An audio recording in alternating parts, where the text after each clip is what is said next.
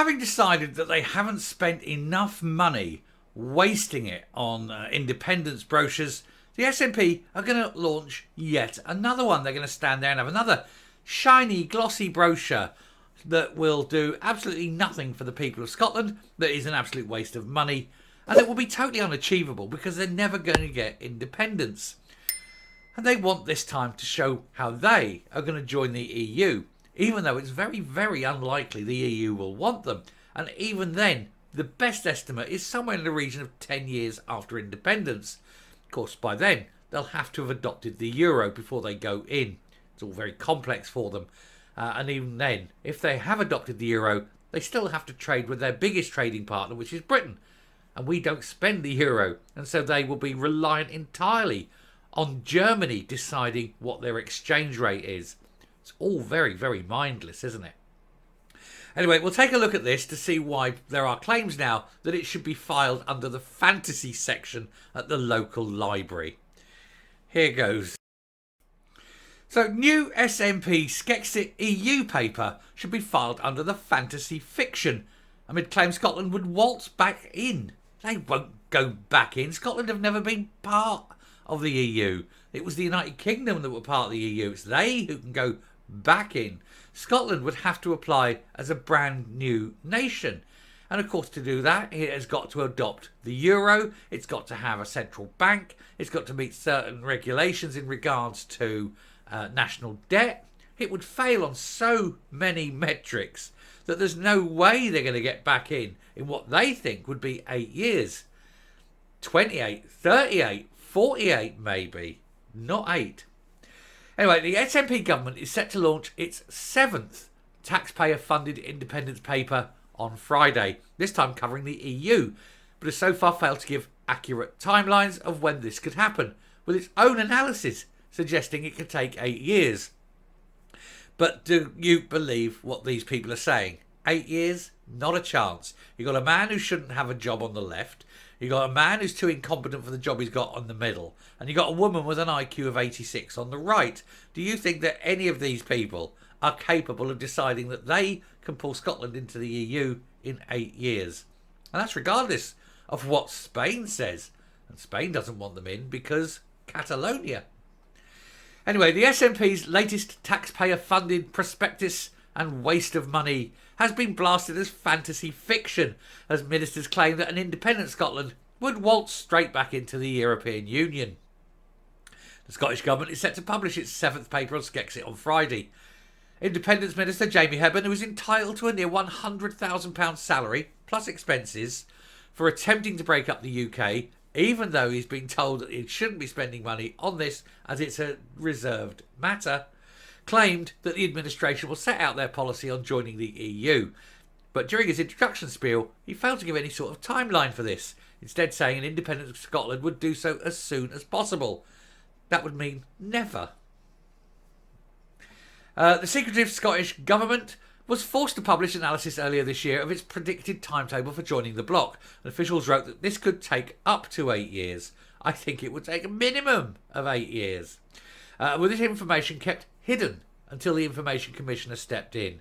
There is no way it's going to happen in 8 years. They just can't do it. They lack the ability to do it. There is no mention of this in Mr Hebburn's introduction, as he instead moaned about Brexit and claimed that an independent Scotland outside the EU would almost certainly be a failure. Well, at least he's admitting that. But an independent Scotland outside of the United Kingdom would be an immediate failure as well. He said Scotland is in a unique position in that it's been taken out of the EU against its will. No, the people of Scotland voted to be part of the UK. The UK came out of its own free will. Can't have one form of democracy and not the other. Anyway, he said, as a result, the people of Scotland have lost their right to live, work and study across the EU. EU membership is central to Scotland's economic future and social success. And as a member, Scotland will be part of the world's largest single market of 450 million people. It's not a single market. It ceased to be a single market a long time ago. It is a political union now. And what you want is, we want independence because you want to get away from the United Kingdom. This is only anti-English racism because in the UK, you have a very loud voice. In the EU, you are voiceless. And in the UK, you can create your own laws. In the in the EU, you have laws foisted upon you, and you have no say over those laws. None at all. This, like I say, has nothing to do with independence. If it was independence, you'd be in independent Scotland. You wouldn't come out of the UK and hand everything over to a foreign power of unelected officials for whom you have no democratic mandate to get rid of. Strange sort of independence, willing slavery. Weird. Anyway, he says, as a member of Scotland would be part of the world's largest single market of 450 million people, around 7 times the size of the UK, and would advance Scotland's interest directly in the EU for the first time. Of course, while the EU has much to offer Scotland, Scotland also has a lot that it can contribute as a member of the EU, as a member state. Not money, though. You'd be one of the parasites of the EU for many, many years, probably forever. You don't generate enough money to meet the putting in money. So why would the EU welcome you? They wouldn't. They'd just say, no, you just carry on with the UK. We don't want you. Spain won't let you in. And Spain aren't the only one with a problem with that. Anyway, the SNP executive have previously confirmed that they would deny Scots a say on joining the bloc, with no plans to hold a referendum in the event of Scotland leaving the UK. So basically, those Scots who said we don't want to be in the EU, tough shit. They will just take you in against your will. And yet these are the ones talking about democracy. Scotland voted to remain in the EU 10 years ago. And that was the democratic mandate. And yet they don't want to give a democratic mandate back to Scots today. How very weird and hypocritical of them. Anyway, this is despite numerous complaints from Nats that the UK government is refusing to give them the right to vote for independence. Oh yes, they're all for referendum. We want referendum. We want to hear what the people say. Okay, let's have a referendum about getting into the EU. Oh no, we don't want to hear what the people say. We want to put in regardless of the people. Their voice does not count. That's what the SNP are saying. Hypocritical? I think so. Two-faced? Yes. Are they ever going to get the chance to do it? Thankfully, no. Mr Hepburn added, an independent Scotland's EU membership would not be at the expense of the valued relationship we have. The other nations of the UK and Ireland will remain Scotland's close and valued friends. I think you misunderstand what the EU is. The moment you join the EU, if amazingly they ever let you in, a very hard border has to go up across the Scotland-English border. Very hard. The only reason you got the Irish one as being a bit soft is because of historical things like the Good Friday Agreement. We don't have a Good Friday Agreement with Scotland. It would be a hard border. And that, my friend, would destroy it all. Also, you'd be using the euro. And therefore, you'd have exchange rate fluctuations.